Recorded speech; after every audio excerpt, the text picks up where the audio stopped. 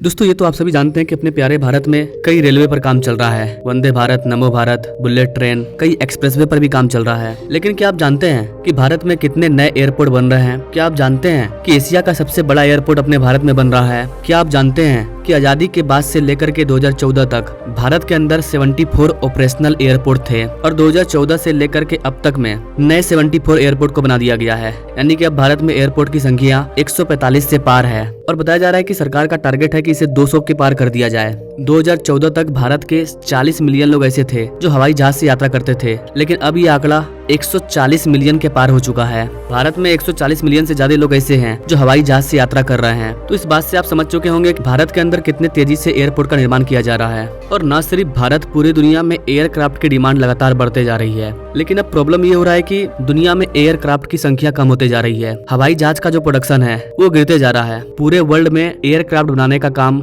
दो बड़ी कंपनी करती है और इन्हीं दोनों कंपनी ने पूरे वर्ल्ड के मार्केट को डोमिनेट कर लिया है एयरक्राफ्ट के मामले में। एक है एयरबस और दूसरा है बोइंग। यही दोनों कंपनी पूरे वर्ल्ड पर राज करती है एयरक्राफ्ट के क्षेत्र में। लेकिन अब इनमें भी क्राइसिस आ रहा है। एयरक्राफ्ट का डिमांड लगातार बढ़ते जा रहा है और ये लोग इस ऑर्डर को कंप्लीट नहीं कर पा रहे हैं क्योंकि दुनिया में हवाई जहाज की डिमांड लगातार बढ़ते जा रही है। और यही कारण है कि अब पूरे दुनिया में मिड एयर क्राइसिस देखने को मिल रहा है।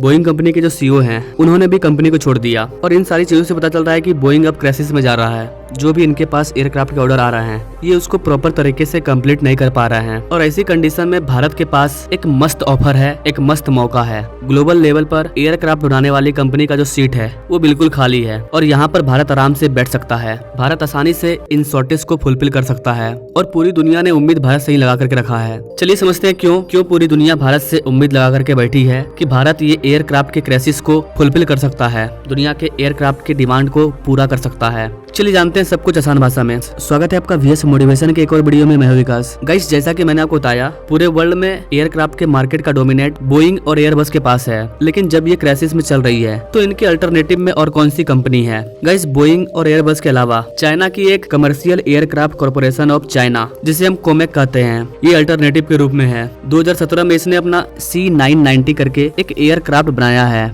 मई 2023 से इसे फ्लाइट के अंदर यूज किया जा रहा है। तो एक अल्टरनेटिव में चाइना का ये जो बोइंग को रिप्लेस कर सकता है कि इस तरह के एयरक्राफ्ट को बोइंग ने बनाया था और चाइना उसी से कॉपी कर रहा है, जैसा कि चाइना हमेशा करता आया है। रिबॉक को रिबुक बना देगा, स्पार्क को स्पार्क बना देगा, हल्का हल्का चेंज करके चाइना अपना ब्रांड बना लेता है। इसके अलावा दुनिया चाइना के ऊपर डिपेंड नहीं रहना चाहती है।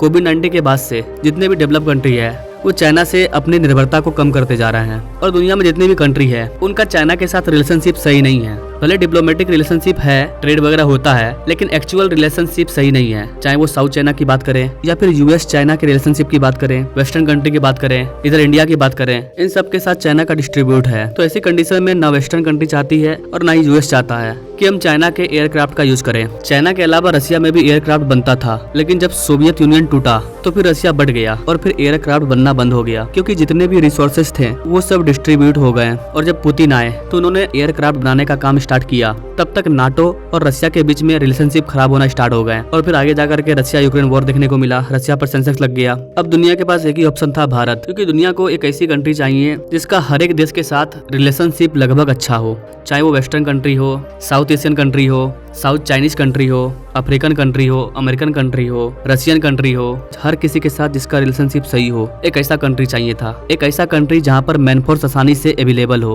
और भारत की जनसंख्या पूरी दुनिया में सबसे आगे है, हमें तो लोगों को रोजगार देना है। तो भारत में एयरक्राफ्ट बनेगा और इसके लिए भारत ने वेस्टर्न कंट्री के साथ पहले ही पार्टनरशिप कर लिया है। भारत की महिंद्रा कंपनी और एम्ब्रायर, ये दोनों मिलकर के ट्रांसपोर्ट एयरक्राफ्ट की मैन्युफैक्चरिंग भारत में कर रहे हैं। एम्ब्रायर ब्राजील की कंपनी है और मीडियम साइज का जो भी एयरक्राफ्ट होगा उसको ये लोग बनाने का काम करेंगे। भारत के अंदर हमारे स्टूडेंट्स एरोनॉटिक्स पर स्टडी कर रहे हैं, तो भारत के अंदर आने वाले समय में इंजीनियर्स की कमी नहीं होने वाली है। भारत आने वाले समय में एयरक्राफ्ट के अंदर एक इम्पोर्टेंट रोल प्ले करने वाला है। हम वेस्टर्न कंट्री के साथ ज्वाइंट वेंचर कर रहे हैं, जिसकी वजह से एयरक्राफ्ट बनाने की जो टेक्नोलॉजी है वो भारत को पहले से ही मिल जा रही है, जिससे कि नए नए एयरक्राफ्ट को बनाना और भी आसान हो जाएगा। वेस्टर्न कंट्री चाइना के ऊपर डिपेंड नहीं होना चाहते हैं, इसलिए वो भारत के साथ ज्वाइंट वेंचर कर रहे हैं। तो बहुत जल्द भारत में भी एयरक्राफ्ट की मैन्युफैक्चरिंग स्टार्ट होने जा रही है। तो वैसे आपको क्या लगता है, बोइंग एयरक्राफ्ट के अल्टरनेटिव में दुनिया के लिए भारत एक अच्छा ऑप्शन बन के उभरेगा या फिर इस मार्केट को भी चाइना अपने कब्जा में कर लेगा?